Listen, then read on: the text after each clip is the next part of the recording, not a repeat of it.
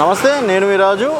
ప్రస్తుతం తెలంగాణలో రాజీవ్ గాంధీ విగ్రహం అనేది హాట్ టాపిక్గా మారింది. ఇటు కేటీఆర్ తెలంగాణ తల్లి విగ్రహం పెట్టాలని, ఇటు రాజీవ్ గాంధీ విగ్రహం జోలికి వస్తే మీ అంతు చూస్తామని చెప్పేసి ఇటు కాంగ్రెస్ నేతలు, అలాగే రేవంత్ రెడ్డి కేటీఆర్ మధ్యలో కోల్డ్ వార్ నడుస్తుంది. ఇదే అంశంపైన ఉదయం కొంతమంది బీఆర్ఎస్ నాయకులను కూడా అరెస్ట్ చేయడం అనేది జరిగింది. సో ఏ కారణాల వల్ల వారిని అరెస్ట్ చేసిండ్రు అనేది వారి మాటలను తెలుసుకుందాం. చెప్పండి, ఉదయం మీకు ఎన్ని గంటలకు అరెస్ట్ చేశారు, ఏ కారణంతో అరెస్ట్ చేయడం అనేది? ఈరోజు ఉదయం 5:30 గంటలకు ఇంటికి రావడం జరిగింది. పోలీసు వాళ్ళు, ఎస్ఐ గారు, కానిస్టేబుల్ కలిపి మరి వచ్చి మేము పనుకొని ఉన్నప్పుడు మరి డ్రెస్ కూడా చేంజ్ చేసుకునే టైం కూడా ఇవ్వలేదు. షార్ట్ మీద తీసుకొని వచ్చారు. పనుకొని ఉన్నప్పుడు తీసుకొని వచ్చేసారు. తీసుకొని అరెస్ట్ చేయడం జరిగింది. మరి తీసుకొచ్చి ఏదైతే మా కేటీఆర్ గారు, వర్కింగ్ ప్రెసిడెంట్ గారు ఏదైతే ఆదేశాలు ఇచ్చారో ఆదేశాల ప్రకారం వీళ్ళు ఏమన్నా వెళ్ళి అక్కడ ఏమైనా న్యూసెన్స్ చేస్తారని బీఆర్ఎస్ కార్యకర్తల నాయకుల్ని, ఇంకా మాతో పాటు చాలామందిని అరెస్ట్ చేశారు. బంజారాస్ పిఎస్లో 2 అరెస్ట్ చేయడం జరిగింది. ఫిలింనగర్ పిఎస్లో 1 అరెస్ట్ చేయడం జరిగింది. ఈ అరెస్టులు చేసుకుంటే ఎక్కడ మేము ఏమన్నా అడుగుతామనేసి మా నోర్లు ముయ్యనికి రాళ్లతో దాడులు చేపిస్తారు, కొట్టిపిస్తారు. బీఆర్ఎస్ నాయకులను కొట్టిపిస్తారు, అన్నీ చేస్తూ ఉంటారు. ఇది ఎక్కడ గవర్నమెంట్? 6 హామీలు ఇచ్చారు, అవి అవ్వవు.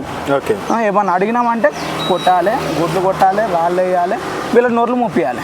ఎందుకు మరి రాజీవ్ గాంధీ విగ్రహం పెడితే మీరు ఎందుకు ఇంత ఇష్యూ చేస్తున్నారు? ఆల్రెడీ తెలంగాణ తల్లి విగ్రహాన్ని పెడతా అన్నారు కదా వాళ్ళు.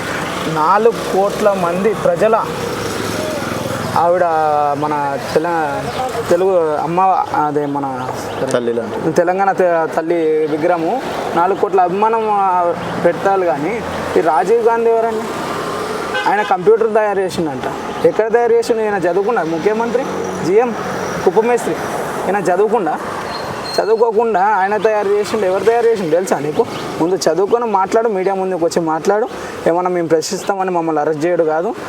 తస్మాత్ జాగ్రత్త రేవంత్ రెడ్డి గారు, కాంగ్రెస్ గుండలారా, తస్మాత్ జాగ్రత్త. మీరు రాబోయే రోజుల్లో మాదే గవర్నమెంట్. ఈరోజు మా కేటీఆర్ గారు ఏదైతే అన్నారో, మీరు ఇంకా 10 సంవత్సరాలైనా కూడా మీ గవర్నమెంట్ రాదంటున్నారు. ఇప్పుడు ప్రజలకు ఇప్పుడే అంటున్నారు. మొన్న ఖమ్మంలో ఫ్లడ్స్ వచ్చినాయి. ఫ్లడ్స్ వచ్చినప్పుడు ఏం చేశారండి? ఈ గవర్నమెంట్ ఏమైనా చేసిందా? అక్కడ లేడీసే చెప్పారు, మాకు ఫ్లడ్స్ వచ్చినప్పుడు మాకు 10,000 రూపాయల ఆర్థిక సాయం చేశారు కేసీఆర్ గారు. మరి ముఖ్యమంత్రి ఏం చేశాడు? ఏం చేశాడు ఈ ముఖ్యమంత్రి? మేము 10,000 తీసుకున్నాం, మేము కుక్కలము, మాకు విశ్వాసం లేదని అక్కడ మహిళలే చెప్పారు. మీరు క్లియర్ కట్గా విన్నారు ఆ విషయం కూడా. మరి ఏం చేస్తుంది గవర్నమెంట్? సో ఫైనల్గా ఏం చెప్తారు మీరు? అంటే విగ్రహం కోసమే మీరు ఈ రాజకీయాలు చేస్తున్నారు అనుకోవచ్చు, లేకపోతే ఇంకేదైనా కారణాలు? రేవంత్ రెడ్డి గారు, మీకు ముఖ్యంగా ఒక మాట చెప్పదలుచుకున్నానండి. 6 హామీలు ముందు పట్టించుకోండి, తర్వాత విగ్రహాలు పెట్టుకుందరు, ఇంకో ప్రోగ్రాంలు చేద్దరు. మీరైతే ఈ 6 హామీల గురించి పట్టించుకోండి, తెలంగాణ ప్రజలకు న్యాయం చేయండి అని మేము కోరుకుంటున్నాము. మీరు న్యాయం చేస్తానంటే మేము కూడా సపోర్ట్ ఇస్తాం. మీకు తెలంగాణ తల్లిని పెడతా అంటున్నారు కదా, ఎక్కడ పెడతారండి? మధ్యలో ఇంకా దానికోసం ప్లేస్ కూడా December 9 నాడు పెడతా అంటున్నారు. అవునండి.